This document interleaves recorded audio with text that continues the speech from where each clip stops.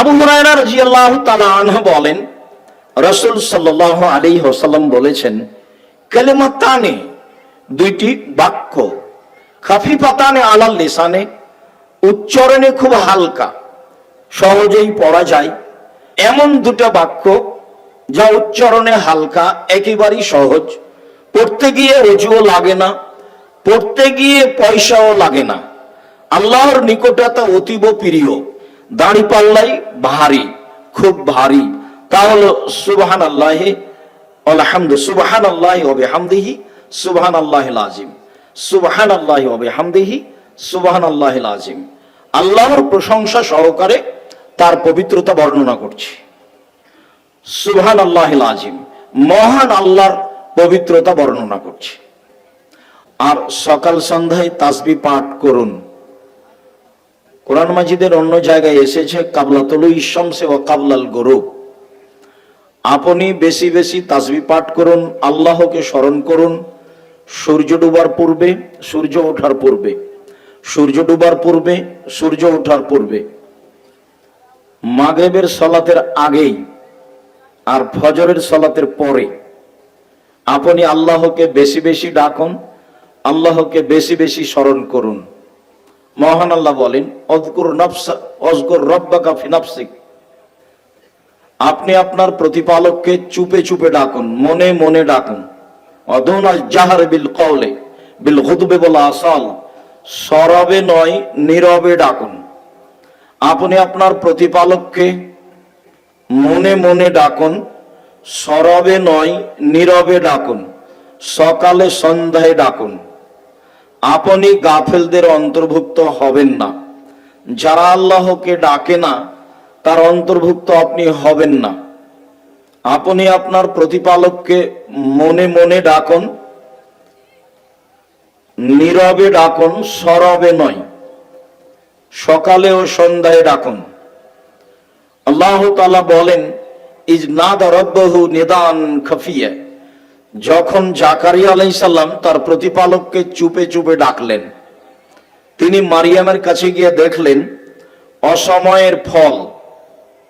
অসময়ের ফল দেখে তিনি ভাবলেন, আল্লাহ তাআলা যদি মারিয়ামকে অসময়ে ফল দিতে পারেন, যে সময়ের ফল নয় সেই সময়ে দেখি তার কাছে ফল, তো আমি বৃদ্ধ মানুষ, আমার স্ত্রী বন্ধা, বাচ্চা দিতে পারে না, আমার বাচ্চা নেওয়ার মতো বয়সও নেই, কিন্তু এখানে যদি যেটা ঘটা নয় সেটাও যদি ঘটে তা আমি একটু বলে দেখি না।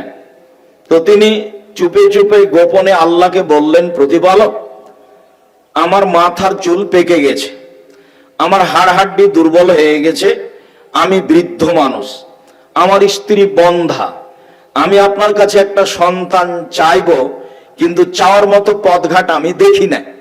কেন? আমার মাথার চুল পেকে গেছে, আমার হাড় হাড্ডি দুর্বল হয়ে গেছে, আমার স্ত্রী বন্ধা, কিন্তু আপনার কাছে চাইলে মানুষ নিরাশা হয় না যে?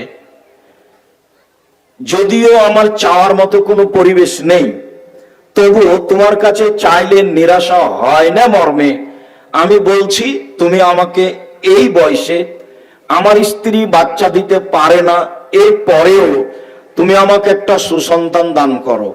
আল্লাহ তাআলা বললেন, ঠিক আছে জাকারিয়া, তোমার কথা আমি মেনে নিলাম, তোমাকে একটা সন্তান দিলাম যার নাম ইয়াহইয়া। তো জাকারিয়া আলাইহিস সালাম তার প্রতিপালককে চুপে চুপে ডেকেছিলেন। আল্লাহকে ডাকুন, শুকরিয়া আদায় করুন, চুপে চুপে বলুন। আবু হুরায়রা রাদিয়াল্লাহু তাআলা আনহু বলেন, রাসূল সাল্লাল্লাহু আলাইহি ওয়াসাল্লাম বলেছেন, লা ইয়াকুদু কওমুন ইয়াযকুরুনাল্লাহ, মানুষ যখন কোনো জায়গায় বসে আল্লাহকে ডাকে তখন নাযালাত আলাইহিমুস সাকিনা, তাদের উপরে আল্লাহর পক্ষ থেকে নিরাপত্তা অবতীর্ণ হয়। ওয়া গাশিয়াতুমুর রাহমা, আল্লাহর দয়া তাদেরকে ঢেকে নেয়। ওয়া হাফাতুমুল মালায়েকা, ফেরেশতাগণ তাদেরকে ঘিরে থাকেন। ওই সময় আল্লাহ তাআলা ফেরেশতাদের সামনে গর্ব করে বলেন, এই দেখো তোমরা, এদেরকেই তোমরা সৃষ্টি করতে নিষেধ করেছিলে। আমি বলেছিলাম আমি যা জানি তোমরা তা জানো না, মর্মে আমি মানুষ সৃষ্টি করেছিলাম, দেখো তারা কিভাবে আল্লাহকে ডাকে, তারা পাপ করতে পারে এর পরেও। জাবের রাদিয়াল্লাহু তাআলা আনহু বলেন, রাসূল সাল্লাল্লাহু আলাইহি সাল্লাম বলেছেন, আফজালু যিকরি লা ইলাহা ইল্লাল্লাহ, সবচেয়ে উত্তম জিকির হচ্ছে লা ইলাহা ইল্লাল্লাহ, ওয়া আফজালুদ দুআই আলহামদুলিল্লাহ, আর সবচেয়ে উত্তম দোয়া হচ্ছে আলহামদুলিল্লাহ। জিকির মানে মূলত লা ইলাহা ইল্লাল্লাহ, আর তাসবিহ মূলত সংক্ষিপ্ত আলহামদুলিল্লাহ। আল্লাহ তাআলা আমাদের নবীকে বলেন যে আপনি আপনার প্রতিপালককে বেশি বেশি ডাকুন, সকালে সন্ধ্যায় ডাকুন। আল্লাহ তাআলা আমাদের নবীকে বলেন যে জনগণ আপনাকে জিজ্ঞাসা করে আমার ব্যাপারে, আপনি বলুন ফাইন্নী করিব, আমি খুব মানুষের নিকটে আছি। উজিবু দাওয়াতা দাঈ ইযা দাআনি, যখনই আমাকে ডাকে তখনই আমি মানুষের ডাকে সাড়া দিই। মুহাম্মদ সাল্লাল্লাহু আলাইহি সাল্লাম, জনগণ আপনাকে আমার ব্যাপারে জিজ্ঞাসা করে, আপনি বলুন ফাইন্নী করিব, আমি মানুষের নিকটে আছি। মানুষ যখন আমাকে ডাকে তখন আমি মানুষের ডাকে সাড়া দিই, মানুষ যা বলে তা আমি মেনে নিই। উদউনি আস্তাজিব লাকুম, তোমরা আমাকে ডাকো, আমি তোমাদের ডাকে সাড়া দিব, যা বলছো তা মেনে নিব। উদু রাব্বাকুম তাজাররুআন খুফিয়া, তোমরা তোমাদের প্রতিপালককে বিনয়ী হয়ে ডাকো, গোপনে ডাকো বা ভয় ভীতি নিয়ে ডাকো। তোমরা তোমাদের প্রতিপালককে ডাকো, গোপনে ডাকো, ভয় ভীতি নিয়ে ডাকো, আমি তোমাদের ডাকে সাড়া দিব। সম্মানিত দিনী ভাই বোন, আল্লাহকে ডাকলে আল্লাহ সাড়া দিবেন, এই কথা আল্লাহ তাআলা কোরআন মাজিদে একাধিক জায়গায় বলেছেন। রাসূল সাল্লাল্লাহু আলাইহি সাল্লাম সেটাই বলেছেন। আবু হুরায়রা রাদিয়াল্লাহু তাআলা আনহু বলেন, রাসূল সাল্লাল্লাহু আলাইহি ওয়াসাল্লাম বলেছেন, কালিমাতানে, দুইটি বাক্য, খাফিফাতানে আলাল লিসানে, উচ্চারণে খুব হালকা, সহজেই পড়া যায়, পড়তে গিয়ে ওযুও করা লাগে না, পয়সাও লাগে না। এমন একটা ইবাদত আছে দুনিয়াতে যাতে পয়সা লাগে, তা হলো হজ। এমন একটা ইবাদত আছে যাতে ওযু লাগে, তা হলো সালাত। এমন দুটো বাক্য যা উচ্চারণে হালকা, একেবারেই সহজ, পড়তে গিয়ে ওযুও লাগে না, পড়তে গিয়ে পয়সাও লাগে না, আল্লাহর নিকটে তা অতীব প্রিয়, দাড়ি পাল্লাই ভারী, খুব ভারী, তা হলো সুবহানাল্লাহি আলহামদু, সুবহানাল্লাহি ওয়া বিহামদিহি সুবহানাল্লাহিল আযীম, সুবহানাল্লাহি ওয়া বিহামদিহি সুবহানাল্লাহিল আযীম। আল্লাহর প্রশংসা সহকারে তার পবিত্রতা বর্ণনা করছি। সুবহানাল্লাহিল আযীম, মহান আল্লাহর পবিত্রতা বর্ণনা করছি।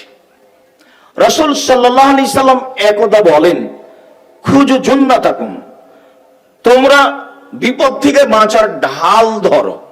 তো সাহাবীগণ বললেন, কি ব্যাপার? কাদ হাজারাল আদুব্ব, শত্রু কি চলে এসেছে?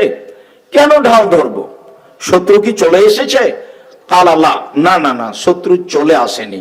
ওয়ালাকিন খুজু জুন্নাতাকুম মিনান নারে, তোমরা জাহান্নাম থেকে বাঁচার ঢাল ধরো। শত্রু আসেনি, শত্রুর বিরুদ্ধে লড়ার জন্য বলিনি, আমি তোমাদেরকে জাহান্নাম থেকে বাঁচার জন্য ঢাল ধরতে বলছি। আর তা হলো সুবহানাল্লাহি আলহামদুলিল্লাহি ওয়া লা ইলাহা ইল্লাল্লাহু আল্লাহু আকবার। এই কালেমা চারটি বিচারের মাঠে মানুষকে সামনের দিক থেকে ঢাল হিসাবে রক্ষা করবে, আর পিছন দিক থেকে মানুষকে প্রতিবন্ধক হিসাবে রক্ষা করবে। সামনের দিক এবং পিছন দিক থেকে ঘেরে ধরবে, যাতে করে লোকটি বিপদে না পড়ে, যাতে করে সহজেই জান্নাতে যেতে পারে, জাহান্নামে না যায়। আল্লাহ তাআলা আমাদেরকে ডাকার জন্য বলেছেন, আল্লাহ তাআলা আমাদেরকে তার শুকরিয়া আদায়ের জন্য বলেছেন। আলহামদুলিল্লাহ, বহুদিন পরে হলেও, 1 বছর পরে হলেও, আবারও 2025 সালের 13-14 ফেব্রুয়ারি রোজ বৃহস্পতিবার, জুমাবার, জামিয়া সালাফিয়া রূপগঞ্জ নারায়ণগঞ্জ ঢাকা এর পক্ষ থেকে সালাফি কনফারেন্সে আমরা উপস্থিত হতে পেরেছি আলহামদুলিল্লাহ। এবং দিনও আল্লাহ তাআলা পূর্ণ অনুকূলে রেখেছেন। কোনো প্রকার সমস্যা ছাড়াই, কোনো প্রকার বিপদ আপদ ছাড়াই আমরা 2025 সালের জামিয়া সালাফের রূপগঞ্জ নারায়ণগঞ্জ ঢাকায় সালাফি কনফারেন্সে উপস্থিত হতে পেরেছি। আলহামদুলিল্লাহ। কি দিয়ে শুকরিয়া আদায় করি? মাঝে মধ্যে সিজদা করে শুকরিয়া আদায় করার চেষ্টা করি, আলহামদুলিল্লাহ বলে মনে ধাক্কা খাই, কতদূর শুকরিয়া আদায় করলাম, হলো কি না। 2013 সালের 24শে আগস্ট রোজ মঙ্গলবার সকালে 11টার সময় বলেছিলাম, একটু উপরের দিকে কাঁঠাল গাছের নিচে আমার হাতে টাকা নাই একথাও সত্য, এখানে প্রতিষ্ঠান গড়বে একথাও সত্য, ইনশাল্লাহ গড়বেই গড়বে। কিভাবে গড়বে তা আমি জানি না, নিশ্চিত গড়বে, অবধারিত গড়বে, অবশ্যই গড়বে, ইনশাল্লাহ গড়বেই গড়বে।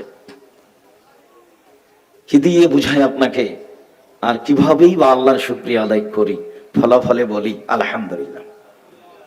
মেয়েদের অংশ প্রায় 22 বিঘা জমির উপরে আছে, 33 শতকের বিঘাই, আর এইদিকে প্রায় ওরকম 70-80 বিঘা হতে পারে। আর পাশে যে মসজিদের কথা দিন রাত বলি, যে 2 একর জমির উপরে, যার একতলায় 7 থেকে 10,000 মানুষ সালাত আদায় করতে পারবে বলে আমরা আশা করছি ইনশাআল্লাহ। তার কমের ভাগ রেডি হচ্ছে, বেশিরভাগ রেডি হতে বাকি আছে। তাতে প্রায় 2.25 কোটি টাকা পাইলিং এ আছে, আর ঢালাই যাবৎ প্রায় 2 কোটি টাকার মতো আছে। কিভাবে হবে তা আমি জানি না, আমি তা বুঝতেও পারি না, তবে হবে একদিন ইনশাল্লাহ। এটা আমার দৃঢ়তা কাজ করে, ইনশাল্লাহ হবেই হবে, যত পয়সারই কাজ হোক না কেন হবে ইনশাল্লাহ। আর উল্লেখ্য যে এই জন্য বেশি শুকরিয়া আদায় করি আলহামদুলিল্লাহ, জামিয়া সালাফিয়া কোনো বিত্তশালী দিয়ে চলে না, জামিয়া সালাফিয়া বিদেশি কোনো সংস্থা দিয়ে চলে না, জামিয়া সালাফিয়া সরকারি অনুদানে চলে না। আমরা আপনারা 5,000, 10,000, 50,000, 2,000, 1,000, 550 টাকা দিয়ে থাকি, সে দিয়েই চলে। কিভাবে চলে আল্লাহই ভালো জানেন, তাই শুকরিয়া আদায় করি আলহামদুলিল্লাহ। 2025 সালের 13-14 ফেব্রুয়ারি রোজ বৃহস্পতিবার জুমাবার, 2 দিনকে সামনে রেখে সালাফি কনফারেন্সের সূচনামূলক আলোচনায় বলি আল্লাহ তোমার শুকরিয়া আদায় করি আলহামদুলিল্লাহ। ভুল ত্রুটি মাফ করো, ভুলের ঊর্ধ্বে নয় আমরা, আমাদের ভুল দিয়ে তুমি জামিয়া সালাফের ক্ষতি করো না। আমরা দিনরাত তোমাকে বলছি, যদি কোনো জায়গাতে ভুল থাকে তাহলে সংশোধন করার সুযোগ করে দাও, সংশোধন হব ইনশাআল্লাহ। আর যদি বুঝতে না পারি, এমনিতে থেকেই যাই, তাহলেও সে দিয়ে তুমি জামিয়া সালাফের ক্ষতি করো না। আমরা চেষ্টা করি জামিয়া সালাফে একমাত্র তোমাকে সন্তুষ্ট করার জন্য এইসব কাজগুলি করা, এর বিনিময়ে কিছু গ্রহণ করি না। মর্মে যদি ভুল থেকেই যাই তাহলে ওই কাজ দিয়ে পার করে দিও, অন্তত জামিয়া সালাফের ক্ষতি করো না। তোমার কাছে যেটা দাবি রেখেছি সেটা হলো তুমি জামিয়া সালাফিকে কিয়ামত পর্যন্ত বহাল রাখবে, এবং যাদের হাতে এটা ঠিক থাকবে তুমি তাদেরকে নিয়ে এসে বসাবা। তুমি যে সর্বশক্তিমান এটা খুব বিশ্বাস করি, তোমার যে কোনো শরীক নাই এটা বিশ্বাস করি। দিনকে যেমন দিন বলি, রাত বলি না, রাতকে যেমন রাত বলি, দিন বলি না, এটার উপরে যেমন বিশ্বাস আছে তুমি যে এক অদ্বিতীয়, তোমার নাম যে আজিজ, তুমি যে পরাক্রমশালী, তুমি যে কাদির সর্বশক্তিমান, এটা বিশ্বাস করি। তোমার যে কোনো শরীক নাই এটা বিশ্বাস করি। মানুষ হিসাবে ভুল থাকলে তুমি ভুলটা ক্ষমা করে দাও, সঠিকটা করার তৌফিক দান করো, তুমি জামিয়া সালাফে কবুল করো। একদিনের জন্য চাইনি, আর স্বাভাবিকভাবে চাইনি, ছোট কিছু চাইনি। তুমি যেহেতু ছোট নও, তুমি আল্লাহু আকবার সবকিছুর চেয়ে বড়, তুমি তোমার কাছে চাইলে তোমার কিছু ক্ষতি হয় না, কমেও যায় না। তোমার নবী বহু জায়গায় বলেছেন যে সারা পৃথিবীর মানুষ যদি আল্লাহর কাছে একসাথে চায় আর নিজ নিজ প্রয়োজন চাই, সবাকেই যদি আল্লাহ তার নিজ নিজ প্রয়োজন দিয়ে দেন, তা আল্লাহর দয়া রহমত হতে, তার ধনভাণ্ডার হতে অতটুকু কমবে না। একটা পাখি সাগরে পানিতে ঠোক মেরেছে ওর ঠোঁটে, বা একটা সূচ সুই সাগরে ডুবিয়ে দিয়ে উঠালে এই সুঁয়ে যতটুকু পানি লাগবে এতটুকু সাগর থেকে কমবে, এই পরিমাণে তোমার দয়া রহমত ধনভাণ্ডার কমবে না। তো সূচ সাগরে ডুবিয়ে উঠালে কি পানি কমতে পারে? কিছুই না। তাহলে তো তোমার তো দয়া রহমতের অভাব নেই, আমরা মানুষ, আমাদের ভুল ত্রুটির প্রতি লক্ষ্য না করে তুমি জামিয়া সালাফিয়া কবুল করো। আরো তোমাকে বলছি, জামিয়া সালাফিয়া দিয়ে মানুষ তোমাকে চিনবে। তুমি যে লাশ শারিক, তোমার যে কোনো শরিক নাই, জামিয়া সালাফিয়া দিয়ে মানুষ তোমাকে চিনবে, মানুষ তোমাকে জানবে, মানুষ তোমাকে বুঝবে, মানুষ তোমাকে মানবে। দেশের শিরক মুক্ত প্রতিষ্ঠান জামিয়া সালাফিয়া, দেশের বিদাত মুক্ত প্রতিষ্ঠান জামিয়া সালাফিয়া, দেশের হিংসা মুক্ত প্রতিষ্ঠান জামিয়া সালাফিয়া, দেশের সংগঠন দল মুক্ত প্রতিষ্ঠান জামিয়া সালাফিয়া, দেশের সর্ববৃহৎ আয়তনে, সর্ববৃহৎ ছাত্র সংখ্যা, শিক্ষকগণে, মানে সব দিক দিয়ে বড়। তুমি এইভাবেই কিয়ামত পর্যন্ত একে বড় থেকে বড় করো, আর সেইভাবে ব্যবস্থা করো যাতে করে আমাদের মাধ্যমে কোনোদিন ক্ষতি না হয়। তুমি আমাদের এই দাবি কবুল করো, আল্লাহ আমিন। সূচনা নগরে তোমার শুকরিয়া আদায় করো। তো কথাগুলি পেশ করলাম। আমার দিনী ভাই বোনদের জন্য বলছি, দেশ বিদেশের বড় বড় বিদ্বান আছেন। পাকিস্তান থেকে আছে এহসান এলাহি জহিরের ছেলে ইবতেসাম এলাহি জহির, নেপাল থেকে আছেন, ইন্ডিয়া থেকে আছেন, বাংলাদেশ থেকে তো আমরা আছি, সৌদি আরব থেকে আছেন, যারা সময়ের গতিতে আপনাদের সামনে কথা বলবো ইনশাআল্লাহ। শেষের দিকে এসে আপনার সাথে আমার জরুরি কয়েকটি কথা। তার প্রথম কথাটা হচ্ছে, এই সালাফি কনফারেন্সের মান সম্মান ক্ষুণ্ণ করা। আমি আপনাদের কাছে সালাফি কনফারেন্সের মান সম্মান বহাল রাখা আপনাদের কাছে আমি ঐকান্তিকভাবে কামনা করি, দাবি করি, যেন মান ক্ষুণ্ণ না হয়। তা হলো সারাদিন এখানে যাবেন সেখানে যাবেন, ঘুরবেন, ঘুরে বেড়াবেন, তা নয়।